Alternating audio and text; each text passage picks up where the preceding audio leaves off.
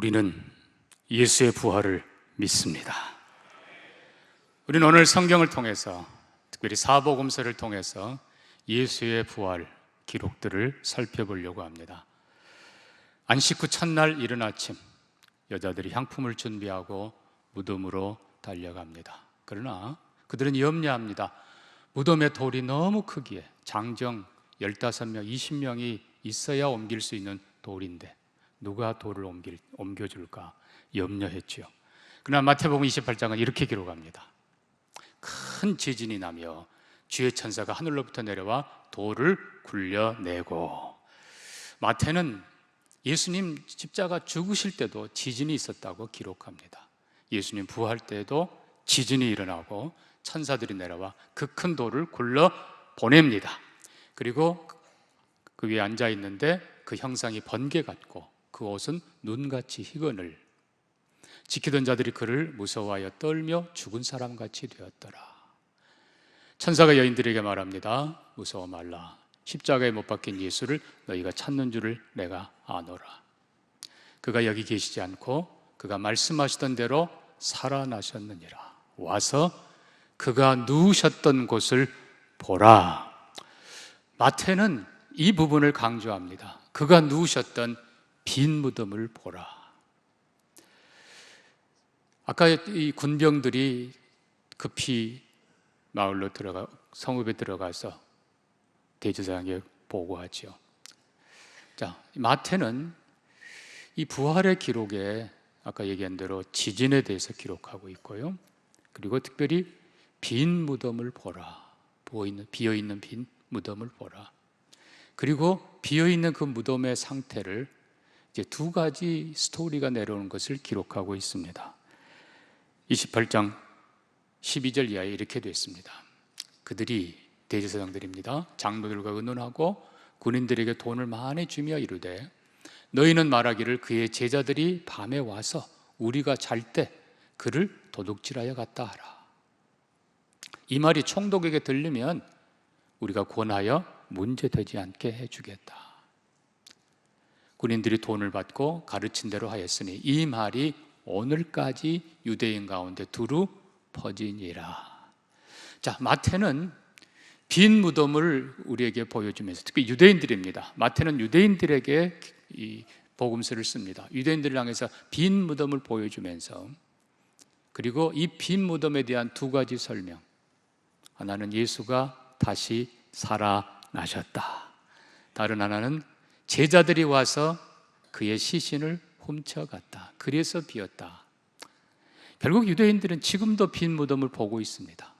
이 복음서는 지금도 그들에게 이제 너희가 선택하라.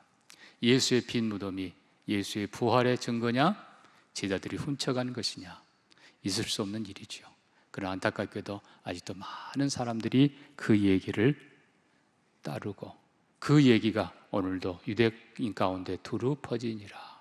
그러나 여러분, 선택해야 됩니다. 믿음을 선택하는 여러분 되기를 축복합니다. 자, 이제 마가의 증언으로 갑니다. 16장에서 기록합니다. 이제 마가는 여인들이 두려워하고 갔는데 벌써 돌이 굴러져 있는 것부터 시작됩니다. 근데 돌이 심히 크더라. 강조합니다. 자, 무덤에 들어가서 흰 옷 입은 한 청년이 우편에 앉은 것을 보고 놀라매 청년이 이르되 놀라지 말라. 너희가 십자가에 못 박힌 나사렛 예수를 찾는구나. 그가 살아나셨고 여기 계시지 아니하느니라.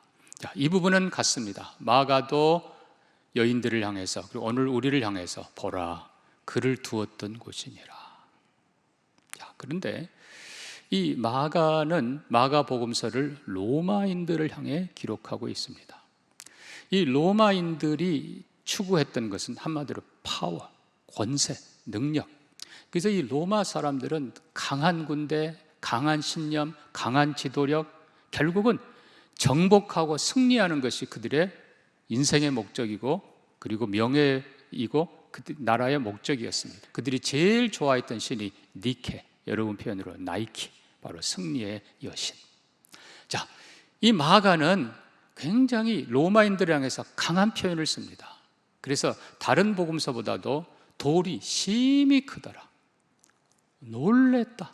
이런 좀 이 도전적인 표현을 씁니다. 뿐만 아니라 마가복음 16장 조금 뒤로 가면은 믿지 않는 제자들을 향해서 책망하는 모습이 나옵니다. 14절 이후에 이렇게 되어 있습니다. 그 후에 11제자가 음식 먹을 때 예수께서 그들에게 나타나사 그들의 믿음 없는 것과 마음이 완악한 것을 꾸짖으시니, 그러니까 불신을 향해서, 아까 마태는 선택하라, 너희가 성경을 안다, 너희가 빈 무덤을 안다, 선택하라. 그러나 이제 마가의 경우는 로마인들을 향해서 아주 강력하게 안 믿는 불신을 책망하면서, 그 다음이 중요합니다. 자, 이르시되 너희는 온 천하에 다니며 만민에게 복음을 전하라. 믿고 세례받는 사람은 구원을 받을 것이요 믿지 않는 사람은 정죄를 받으리라. 믿는 자들에게는 이런 표적이 따르리니 곧 그들이 내 이름으로 귀신을 쫓아내며 새 방언을 말하며 뱀을 집어올리며 무슨 독을 마실지라도 해를 받지 아니하며 병든 사람에게 손을 얹은즉 나으리라 하시니라. 이 마가가 기록한 예수 부활, 믿지 않는 자들을 아주 그냥 강력하게, 제자들뿐만 아니라 오늘 이 시대도 마찬가지죠, 그들을 책망합니다. 이 말씀드린 대로 이 로마인들, 파워, 권세, 능력을 추구하는 로마인들에게 무엇이 최고의 능력인가? 예수의 부활이다. 예수의 부활이 귀신을 쫓아내는 능력이고, 예수의 부활이 사망을 이긴 능력이고, 예수의 부활이 사탄을 이기는 능력이다. 예수의 부활이 가장 강한 능력인 것을 선포하면서 예수 부활로 초대하는 것입니다. 그렇습니다. 사랑하는 성도 여러분, 우리는 뭐 권세, 부 여러 가지 추구하지만 예수의 부활이 가장 복된 것이고 가장 강한 것입니다. 예수 부활 확실히 믿으면서 마귀 이기신, 사망 이기신, 영원한 저주 이기신, 어둠 이기신 예수 그리스도 함께하기를 축복합니다. 자, 이제 누가의 기록은 조금 더 상세해집니다. 자, 누가복음으로 갑니다. 24장입니다. 여자들이 두려워 얼굴을 땅에 대니 두 사람이 이르되 어찌하여 살아있는 자를 죽은 자 가운데서 찾느냐? 여기 계시지 않고 살아나셨느니라. 갈릴리에 계실 때, 자, 이 부분이 이제 마태, 마가와 다릅니다. 마태, 마가는 와서 빈 무덤을 보라. 로마가 다스리고 얼마든지 로마인들은 볼 수 있는 거예요. 유대인들 자기 동네에 예수의 빈 무덤. 더 나아가서 이 유대인 그리고 로마인들은 313년 콘스탄틴 황제가 기독교를 인정할 때까지 10황제가 박해를 했습니다. 단순하게 박해만 했겠어요? 예수 그리스도의 부활을 부인하기 위해서 온갖 증거들을 찾아내기 시작했습니다. 그러나 그들은 단 하나도 예수의 부활을 부인할 증거를 찾아내지 못했습니다. 이 마태는 유대인들에게, 마가는 로마인들에게, 그러나 이제 누가는 헬라인들에게 복음을 전합니다. 헬라인들은 어떤 사람들입니까? 지혜를 추구하는 사람들이고, 헬라인은 파워가 아니라 진실을 추구하는 사람들입니다. 자, 아까 그 성경 구절 다시 보십시오. 자, 여기 계시지 않고 살아나셨느니라. 와서 빈 무덤 보라. 이렇게 하지 않고 갈릴리에 계실 때에 너희에게 어떻게 말씀하셨는가를 기억해라. 이르시기를 인자가 죄인의 손에 넘겨져 십자가에 못 박히고 제3일에 다시 살아나야 하리라 하셨느니라 한데, 그들이 예수의 말씀을 기억하고, 자, 누가는, 다시 얘기합니다, 누가는 진실을 확인하기 위해서 말씀으로 돌아갑니다. 그래서 이 누가복음은 다른 복음사 좀 달리 이 말씀에 대해서 몇 번 강조합니다. 13절 이후에 엠마오로 가던 두 제자, 슬픈 얼굴로 예루살렘에서 엠마오로 갑니다. 예수님이 함께 계셨지만 그들은 알지 못했어요. 눈이 어두워 깨닫지 못하더라. 그들과 쭉 얘기하는 중에 뒤에 보면 예수님이 그들에게 모세와 선지자의 글과 그리고 성경에 쓴 바 메시아, 자기에 관한 걸 쭉 말씀하십니다. 31절 2절 그들의 눈이 밝아져 그인 줄 알아보더니, 32절 그들이 서로 말하되 우리가 길에서 우리에게 말씀하시고 우리에게 성경을 풀어주실 때에 우리 속에서 마음이 뜨겁지 아니하더냐. 이 누가는 엠마오로 가는 제자들에게 예수님이 하셨던 말씀을 분명히 설명해 줄 때 그들이 마음이 뜨거워지고 그들의 눈이 열리고 예수님을 알아보았다. 이 똑같은 말씀을 통해서 부활한 예수를 믿게 되는 과정이 누가복음 뒷부분에 등장합니다. 45절입니다. 이에 그들의 마음을 열어 성경을 깨닫게 하시고 이르시되 이같이 그리스도가 고난을 받고 제3일에 죽은 자 가운데서 살아날 것과, 자, 예수 메시아. 자, 우리가 첫째는 예수님 자신이 베드로의 신앙 고백 직후부터 3번 연속해서, 이때로부터 예수께서 자기가 예루살렘에 올라가 배반당하고 고난당하고 십자가에 죽으실 것, 그러나 제3일에 살아나야 될 것을 말씀하시니라. 3번이나 반복합니다. 근데 베드로는 그 내용은 상관없고, 주님, 이런 일이 있으면 안 됩니다. 내가 있는데, 우리가 있는데. 얼마 못 가 꼬꾸라질 놈이 큰 소리는 쳐요. 그러니까 베드로의 생각이 딴 데 있어서 예수님의 마지막 부분 얘기를 못 들은 거예요. 제3일에 내가 살아나야 하리라. 예수님은 3번이나 말씀하십니다. 자, 뿐만 아니라 예수님은 요한복음 11장에서 죽은 지 나흘이나 된 나사로를 살리시면서 나는 부활이요 생명이니 나를 믿는 자는 죽어도 살리라.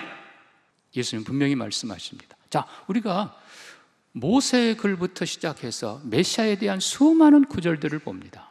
맨 첫 번째 메시아 예언이 창세기 3장 15절입니다. 여자의 후손, 뱀의 후손.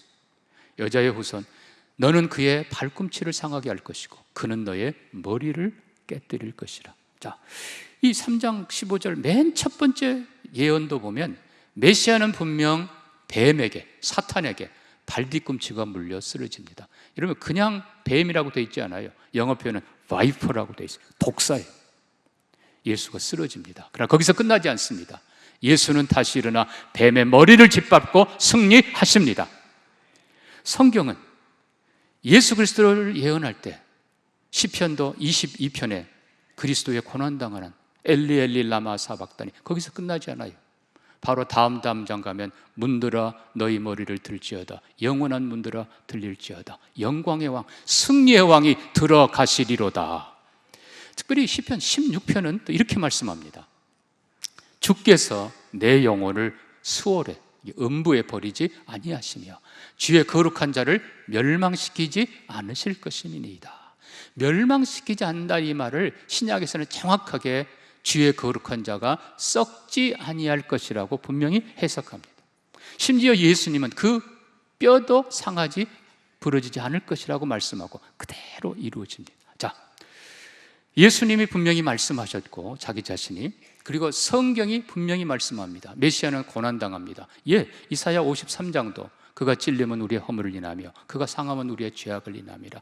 메시아의 고난이 쭉 기록됩니다. 그러나 메시아의 고난은 거기서 끝나지 않습니다. 마지막 부분 보면 그가, 메시아가 자기가 한 모든 일을 인하여 만족할 것이라.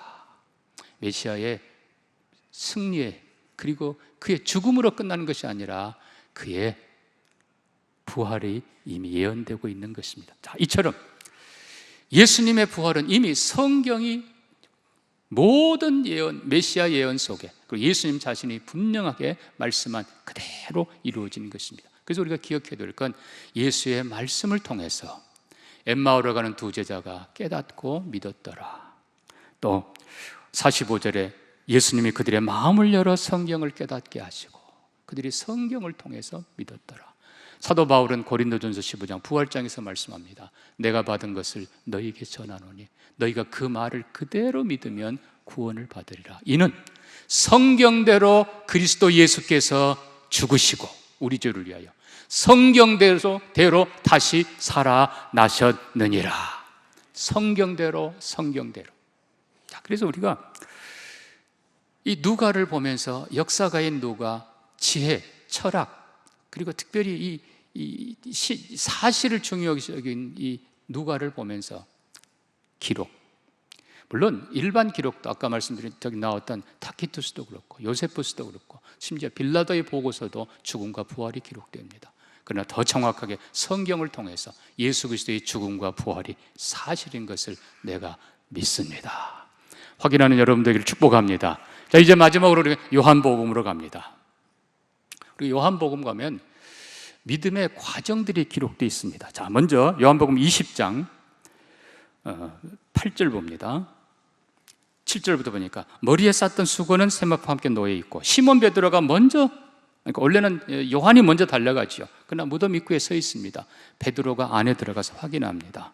그 다음에 요한도 들어갑니다. 8절입니다. 그때야 무덤에 먼저 갔던 그 다른 제자 요한이 들어가 보고 뭐 하더라? 믿더라. 자, 세 번째입니다. 아까 우리가 누가복음에 살짝 지나갔습니다만 예루살렘에서 시작하여 이 회개의 복음이 온 세상에 전파될 것인데 너희가 그 증인이라. 이 증인들, 결국 예수를 보았던 사람들, 부활한 예수를 만났던 사람들, 한두 명이 아니라 그랬습니다. 500명이 넘는 사람들, 그들이 예수 그리스도를 위하여 그들의 생명을 드리면서까지 단순하게 위트니스를 넘어서 마르타, 순교자가 되기까지 예수의 부활을 증거했던 그들을 통해서 믿으라는 것입니다. 자, 그래서 우리는 첫째는 예수의 비무덤을 보면서 주님은 살아나셨다. 성경의 확실한 기록들을 보면서 말씀대로 그분은 살아나셨다. 그리고 예수 그리스도를 위해서 목숨까지 내놓았던 신실한 증인들을 보면서 예수는 다시 사셨다. 자, 이제 요한복음 보면 예수 부활을 믿는 자들에게 주시는 축복이 쭉 기록되어 있습니다. 19절 봅니다. 이날 곧 안식 후 첫날 저녁 때에 제자들이 유대인들을 두려워하여 모인 곳에 문들을 닫았더니 예수께서 오사 가운데 서서 이르시되 너희에게 평강이 있을지어다. 여러분, 두려워해서 문들을 콕콕 잠그고 있는 제자들, 그 가운데 예수님이 불현듯 나타나십니다.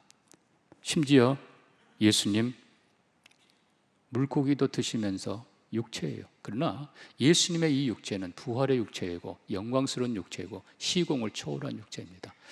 여러분, 작년에 제가 이 부활주일 이후의 기간에 부활 후 예수님 40일 말씀드린 적이 있는데 참 고마운 건 여러분들이 잘 잊어줘서 고맙습니다. 부활 후 예수님 가장 중요한 훈련 중에 하나가 뭐였습니까? 영적 임재 훈련이었습니다. 예수님이 이제는 부활하시고 영적 실체를 가지십니다. 물론 육신도 그대로예요. 영광스러운 몸이에요. 그러나 시공을 초월합니다. 그 말은 어디나 있는 거예요. 보일 수도 있고 안 보일 수도 있고. 도마가 없는 곳에 말했던 도마가 앞에는 없었고 뒤에 나 못 믿는다. 예수님 보고 계시고 듣고 계십니다. 그리고 주님께서 나타나셨다가 사라졌다가 나타났다 사라졌다가 그러십니다. 여러분, 처음에는 여러분 이해가 안 될지 모르지만 이게 예수님의 영적 제자 훈련입니다. 영적 임재 훈련입니다. 무슨 얘기입니까? 우리 눈에 보이지 않아도 예수님은 살아 계십니다. 예수님은 함께 하십니다. 볼지어다 내가 세상 끝날까지 너희와 항상 함께 있느니라. 자, 이 비결을 제가 이제 말씀드립니다. 자, 먼저는 우리에게 평강을 주십니다. 너희에게 평강이 있을지어다. 이 평강은 예수님이 요한복음 14장에 16장에 계속 말씀한 대로 내가 너희에게 주는 평안은 세상이 주는 것과 같지 아니하다. 하늘의 평안. 세상에서는 너희가 환난을 당하나 담대하라. 내가 세상을 이기었노라. 세상을 이긴, 죽음을 이긴, 사탄을 이긴, 모든 것을 이겨낸 절대 평안, 완전 평안, 예수가 주시는 영원한 평안을 우리에게 주십니다. 여러분, 부활을 믿는 자들에게 주시는 첫 번째 축복입니다. 여러분 안에 이 평안이 가득하기를 축복합니다. 마지막 우리가 숨 거둘 그때에도 두려움 없이 나는 주님의 품에 있다. 주님과 함께 영원한 나라에 간다. 이 평강으로 승리하는 여러분들에게 축복합니다. 자, 22절입니다.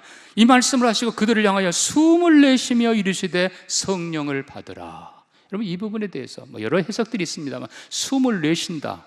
이 정확한 표현은 숨을 제자들을 향해서 불어넣으시는 겁니다. 이거는 창세기 2장에 하나님께서 사람을 만들고 숨을 불어넣으셔서 생명이 되게 했던 똑같은 표현입니다. 예수님께서는 부활의 주님은 새로운 생명을, 새로운 호흡을 제자들에게 불어넣어 주십니다. 자, 근데 중요한 건 이 호흡이라는 이 말과 성령이란 단어가 히브리 원어가 같아요. 루아흐, 바람, 호흡, 생명 같아요. 이게 결국은 예수님께서는 성령을 우리에게 부어주면서 성령으로 새 생명을 불어넣어 주신 것입니다. 그러니까 예수를 믿는 자는, 예수의 부활을 믿는 자는 성령이 함께 하시는 것이고, 역으로 성령이 함께 하시면 우리가 예수의 부활을 믿는 것입니다. 성령이 함께 하시면 하나님을 아버지라 부르고 예수를 주라 부르고, 그리고 내가 하나님의 자녀인 것을 믿습니다. 그러니까 결국은 성령님이 함께 하시는 것이 예수님이 나와 함께 하는 것이고, 그리고 예수님이 보이든 안 보이든 나와 함께하는 것을 우리는 믿는 것입니다. 자, 8일 만에 예수님 또 나타나셔서 도마에게 말씀합니다. 도마야, 네가 꼭 보고 만져야 된다고. 그래, 봐라. 만져서 옆구리 네 손가락 넣어보라. 그리고 주님이 특별히 27절 보니까 믿음 없는 자가 되지 말고 믿는 자가 되라. 여러분, 이 부분 굉장히 재미있는 표현입니다. 영어 표현은 이렇게 되어 있습니다. Stop doubting and believe. 의심을 멈춰라. 여러분, 의심하면 끝도 없어요.